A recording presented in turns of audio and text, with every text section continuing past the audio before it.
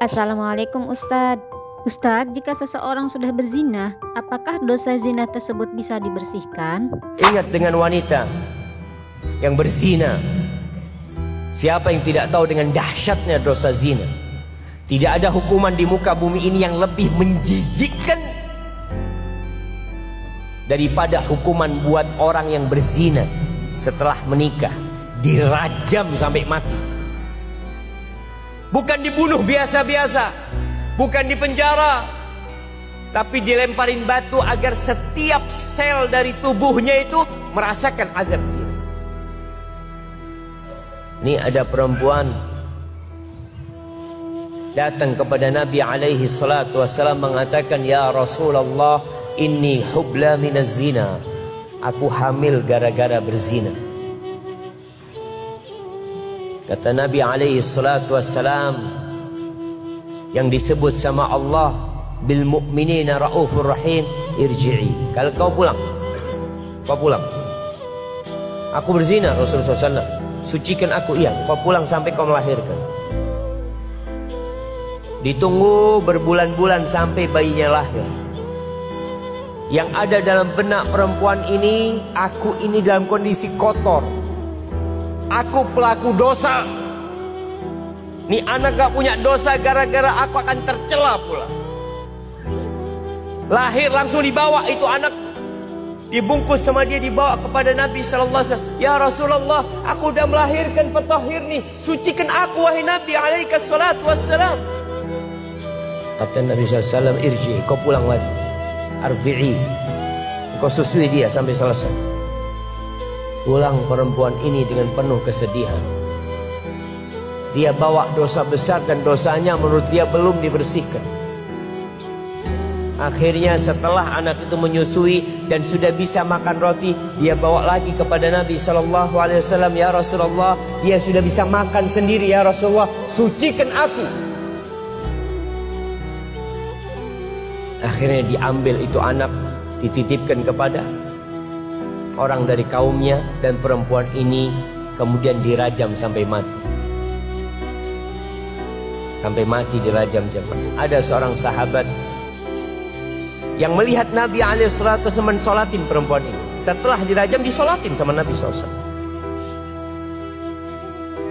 Apa kata seorang sahabat? Ya Rasulullah, atusalli alaiha wa qad zanat. Gimana engkau mensolatin dia sedangkan dia udah berzina? Dia udah berzina. Apa kata Nabi alaihi salatu wassalam? Laqad tabat taubatan law qusimat ala 70 min ahli al-Madinah lawasi'atum. Kau tahu, perempuan ini sudah bertobat, yang kalau pahala tobatnya itu dibagikan kepada 70 penduduk Madinah, cukup untuk mengampuni dosa mereka. Bukan satu orang, 70 penduduk Madinah pelaku dosa, dengan tobatnya perempuan ini bisa dihapuskan. Nggak ada dosa besar kalau kita bertobat kepada Allah Azza wa Jalla.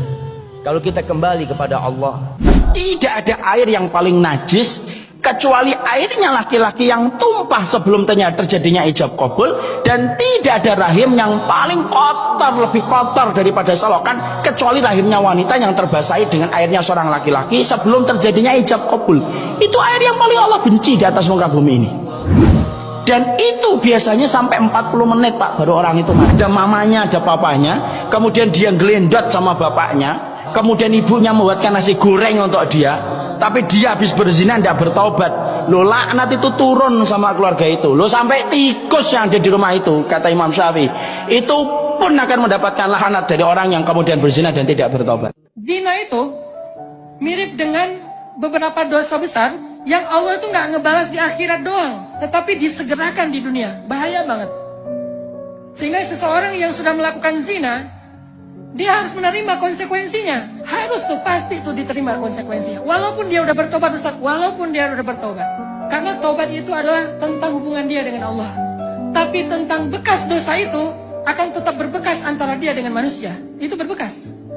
Seseorang yang sudah tidak suci, pasti ada konsekuensi sosial.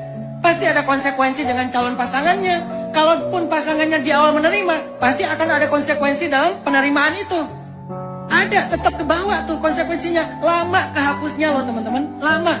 10 tahun, 15 tahun, 20 tahun baru kehapus beneran. Setelah kita istiqomah, kita sabar, kita taubatan nasuha, baru benar-benar Allah hapus dan dibersihkan kembali. Perbuatan haram yang pertama yang dijelaskan dalam Al-Quran, hukumannya langsung az-zaniyatu wazina, perempuan, wazani wazina, laki-laki, fajlidu kulla wahidin minhuma mi'ata jaldah, cambuk dia 100 kali.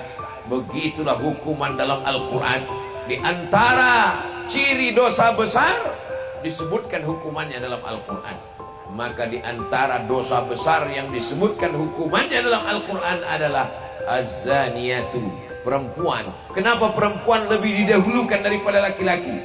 Bukan penghinaan, bukan pelecehan, karena perempuan lebih malu daripada laki-laki. Maaf beribu, maaf. Karena dalam kasus zina yang kelihatan itu perempuan, yang muntah-muntah laki-laki apa perempuan? Perempuan. Yang mengandung 9 bulan 10 hari laki-laki apa perempuan? Perempuan. Yang malu dilihat tetangga keluarga laki-laki apa perempuan? Perempuan. Karena malu lalu kemudian dikasih makan nanas sama ragi, keluar bergelinding anaknya bulan-bulan. Membunuh, sudah berzina, membunuh lagi. Mudah-mudahan Allah menjaga anak-anak muda kita dari perbuatan zina, insya Allah. Bapak Ibu yang dimuliakan Allah, tidak ada satupun orang Islam yang mau anaknya, apalagi anak perempuannya. Maka kita jaga anak perempuan kita. Say no to bonceng. Katakan tidak pada bonceng. Share video ini agar bermanfaat dan menambah wawasan ilmu agama kita serta menjadi amal jariah kelak di akhirat nanti.